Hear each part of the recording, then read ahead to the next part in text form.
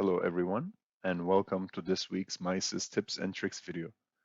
This week we want to talk to you about period ends and one of the options that you commonly see checked as a default when you go to your period end menu. So let's go to our accounting, select period end, and you'll notice that take inventory snapshot option is selected as default. This checkbox causes MISys Manufacturing to record the inventory counts for all items at the time the period end post is run.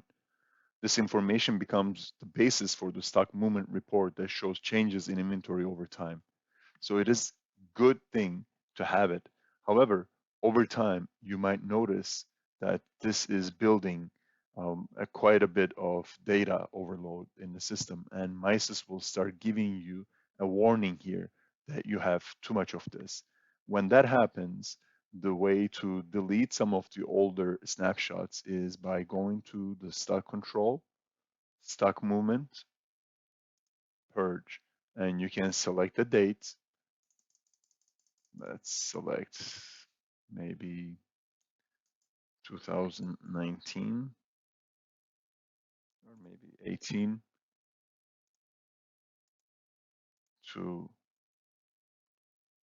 last year. So we're only keeping 1 year worth of snapshots. And we get a confirmation that inventory snapshots purged successfully.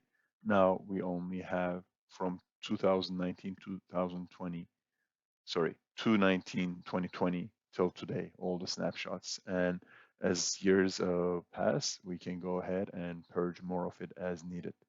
Hope this helps you use MISys more effectively.